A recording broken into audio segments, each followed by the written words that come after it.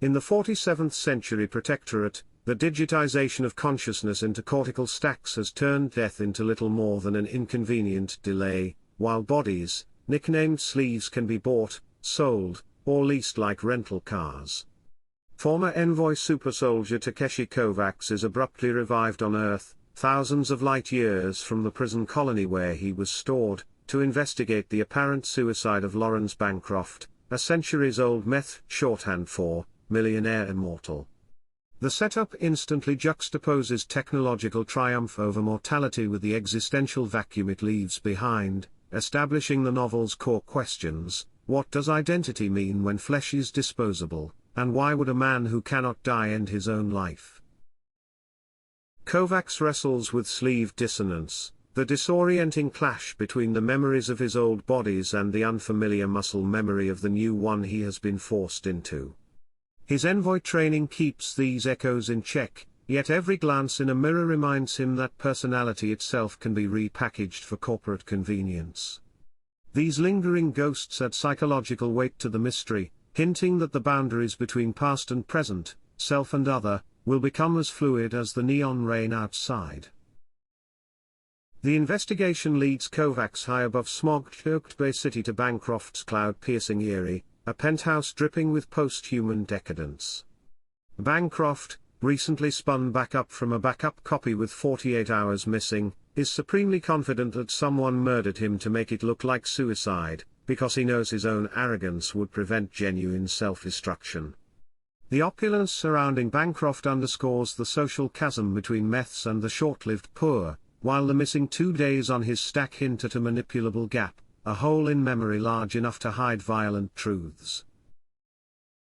Detective Kristen Ortega, a hard-edged Latino officer with a cybernetic right arm, becomes Kovacs's official minder and unofficial foil. Her Catholic family regard re-sleeving as a soul-threatening abomination. Every resurrection is, in their eyes, a theft from the afterlife. This cultural tension injects moral urgency into the case. Kovacs embodies the post-death frontier Ortega mistrusts, yet she needs his envoy instincts to navigate the labyrinth of meth privilege. Their wary partnership crackles with attraction and ideological friction alike. Kovacs descends through Bay City's strata, gleaming sky bridges to reeking alleyways, discovering entire economies built on flesh. In VR sex palaces, clients indulge fantasies on endlessly respawned bodies. In black market labs, clone racks dangle like haute couture mannequins. The grotesque commerce of bodies literalizes the novel's critique of late-stage capitalism. Technology that once promised liberation now monetizes even the limits of human experience. Kovacs begins to suspect the same market forces may be steering the Bancroft mystery. Clues pull Kovacs to an illegal brothel catering to extreme tastes, where fully synthetic sleeves are used, abused, and discarded nightly. Here he learns Bancroft visited shortly before killing himself and that one synthetic woman was violently destroyed in the process. The shattered coffin bed and forensic scraps of artificial flesh confront Kovacs with the dark side of consequence-free immortality. When bodies are cheap, empathy becomes expendable, and violence can masquerade as recreation. Interwoven flashbacks introduce Quell, Falconer, philosopher rebel and architect of the Envoy Corps, whose teachings argue that real freedom requires the risk of permanent death. Kovacs's recollections of Quell, her fiery speeches amid war-ravaged ruins, anchor his evolving sense of justice, contrasting sharply with Bancroft's self-indulgent eternity. Quell's ideals become the thematic heartbeat of the narrative, reminding Kovacs, and the reader, that endless life without meaningful stakes is a gilded cage. Digging into Bancroft's private life, Kovacs exposes a toxic marriage built on power games. Miriam Bancroft, layered in charm and predatory grace, has been covertly dosing her husband with a potent stimulant that amplifies aggression and libido, effectively weaponizing his own body against him.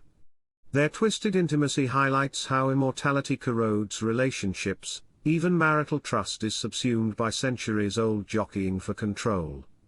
Kovacs realizes the case may hinge on domestic betrayal rather than corporate conspiracy. Ortega's professionalism is stretched thin when she must work beside Kovacs while staring into the face of her murdered lover, Elias Riker, the original owner of Kovacs's current sleeve. Her family's living room shrine, candles flickering around a hollow photo, crystallizes the ethical nightmare of sleeve transfer. Can a man be mourned while his body lives on wearing someone else's soul? Kovacs's every gesture rekindles Ortega's grief, giving their uneasy alliance an intensely personal edge. Hired mercenaries abduct Kovacs and imprison him in a black market VR torture program where pain loops indefinitely without damaging the flesh. The scene showcases technology's capacity to deepen cruelty, freed of bodily limits. Interrogators inflict suffering as pure data. Yet envoy conditioning, decades of mental resilience drills, allows Kovacs to endure and even manipulate the virtual environment, turning captivity into a platform for counterattack. Ortega, disregarding orders, tracks the mercenary team and stages a high-velocity rescue in a maglev maintenance bay beneath the city. Her choice to risk her career underscores a central theme: genuine loyalty can still flourish in a civilization that commodifies almost everything else. The firefight that follows, forged steel and neon sparks, cements a bond between detective and envoy that neither ideology nor trauma can easily break. Back in Bankroft's palatial library, Kovacs reconstructs the timeline: drug-crazed rage, lethal assault on the synthetic woman, momentary remorse, and a shotgun blast to erase the evidence from his own consciousness. Immortality has let Bancroft outsource culpability, he simply deleted his guilt. Kovacs confronts him with proof, revealing how a society that sells new bodies can also buy forgetfulness, leaving morality to rot in the spaces between backups. Bancroft's political allies deploy a private strike team to silence Kovacs, but envoy combat reflexes transform the rooftop bonsai garden into a deadly waltz of gunfire and blade work. The skirmish illustrates how the envoy ethos values adaptability over raw firepower. Kovacs reprograms drones, manipulates enemy comms, and uses the environment itself as a weapon. The violent ballet dramatizes another key motif: consciousness as the ultimate tool for survival. Realizing legal channels will never convict a meth, Kovacs pivots to reputational warfare. He threatens to broadcast the murder evidence to every gossip feed in the system unless Bancroft compensates the brothel's victims and guarantees Ortega's safety. Shame becomes the rare commodity meths cannot buy, revealing that social perception, not legislation, is the final check on their power. Kovacs turns the glare of public scrutiny into a blade sharper than any envoy knife. With the case resolved and Bancroft's facade cracking, Kovacs declines the meth's lucrative hush money and books passage off-world. He carries Quell's ideals and Ortega's hard-won respect rather than wealth, accepting that mortality, true, irrevocable mortality, is a necessary price for meaningful freedom. As he steps toward a starship's luminous gangway, a lone raven hologram, his recurring hallucination of Quell's symbol, dissolves into the cosmos, signaling a fresh chapter untainted by meth corruption. Since its 2002 debut, Altered Carbon has stood as a modern cybernoir touchstone, shaping how later fiction, and even real-world ethics debates, approach mind uploading, AI personhood, and the commodification of human bodies.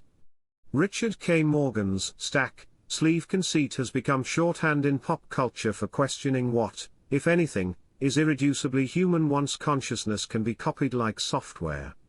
The novel's recurring raven, Quell's emblem, symbolizes the persistence of conscience in a world determined to monetize everything, while the meths, millionaire immortals, towering Ares and the street-level flesh markets operate as stark visual metaphors for extreme wealth stratification.